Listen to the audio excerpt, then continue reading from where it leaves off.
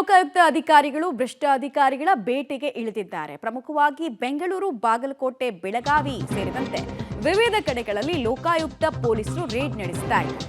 ಇಲ್ಲಿ ತನಕ ದಾಳಿಯಲ್ಲಿ ಸಿಕ್ಕಿದ್ದೇನು, ಎಷ್ಟರಿಂದ ಸ್ಟಾರ್ಟ್ ಆಗಿದೆ ರೇಡು, ಎಲ್ಲರ ಡೀಟೇಲ್ಸ್ ಒಂದೊಂದಾಗಿ ನೋಡ್ತಾ ಹೋಗೋಣ. ಬೆಂಗಳೂರು, ರಾಯಚೂರು, ಚಿತ್ರದುರ್ಗ, ಬಾಗಲಕೋಟೆ ಇದೆಲ್ಲವೂ ಕೂಡ ರೇಡ್ ಆಗ್ತಾ ಇದೆ. ಇನ್ಫ್ಯಾಕ್ಟ್ ಬೆಳಗಾವಿಯಲ್ಲೂ ಕೂಡ ಅಷ್ಟೇ. ಬೆಳಗಾವಿಯಲ್ಲಿ ಪ್ರಭಾರಿ ಸಬ್ ರಿಜಿಸ್ಟರ್ ಸಚಿನ್ ಮನೆ ಮೇಲೆ ರೇಡ್ ಆಗಿದೆ. ಹಾರೋಗೇರಿ ವೆಟರ್ನರಿ ಇನ್ಸ್ಪೆಕ್ಟರ್ ಸಂಜಯ್ ಮನೆ ಮೇಲೂ ಕೂಡ ದಾಳಿ ಆಗಿದೆ.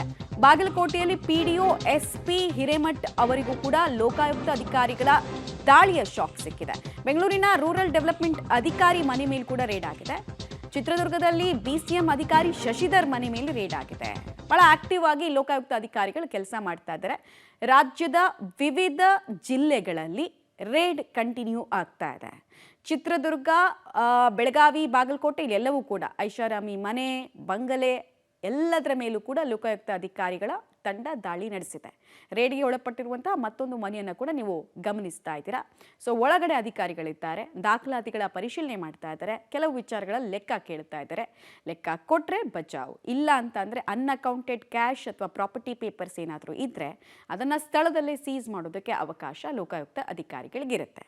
ಸೊ ನಾರ್ಮಲಿ ಬೆಳಗ್ಗೆ ಎದ್ದಾಗ ಹಾಲು ಪೇಪರು ಅಂತ ಎಕ್ಸ್ಪೆಕ್ಟ್ ಮಾಡ್ತಾ ಇದ್ದಂತಹ ಮನೆ ಮಂದಿ ಅಧಿಕಾರಿಗಳನ್ನು ಎಕ್ಸ್ಪೆಕ್ಟ್ ಮಾಡ್ತಿರ್ಲಿಲ್ಲ. ಸೊ ಅವ್ರು ಬಂದ ತಕ್ಷಣ ಅವ್ರಿಗೂ ಕೂಡ ಒಂದು ರೀತಿ ಶಾಕ್ ಆಗಿದೆ. ಮತ್ತು ಯಾವಾಗಲೂ ಅಷ್ಟೇ ಲೋಕಾಯುಕ್ತ IT ರೇಡ್ ಅಂತ ಹೇಳಿದ್ರೆ ಬೆಳಗ್ಗೆ ಟಿಪಿಕಲಿ ಆಗುತ್ತೆ.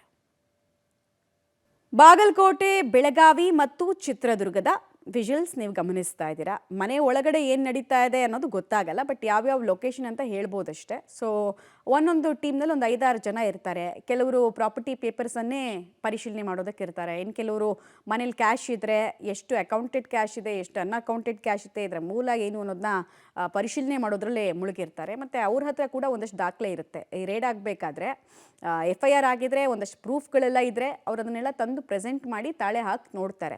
ತಮಗೆ ಬಂದಿರುವಂತಹ ಕಂಪ್ಲೇಂಟನ್ನು ಸಾಬೀತುಪಡಿಸುವಂತಹ ಪ್ರಾಪರ್ಟೀಸ್ ಅಥವಾ ದುಡ್ಡು ಇಲ್ಲೇನಾದರೂ ಇದೆಯಾ ಅಂತ.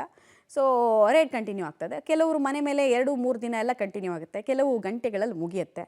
ಬೆಳಗ್ಗೆನೇ ಸ್ಟಾರ್ಟ್ ಆಗಿರೋದ್ರಿಂದ ಎಷ್ಟೋ ತನಕ ಆಗತ್ತೆ, ಯಾವ್ಯಾವ ದಾಖಲಾತಿಗಳನ್ನು ವಶಪಡಿಸ್ಕೊಂಡಿದ್ದಾರೆ ನೋಡಬೇಕಾಗತ್ತೆ.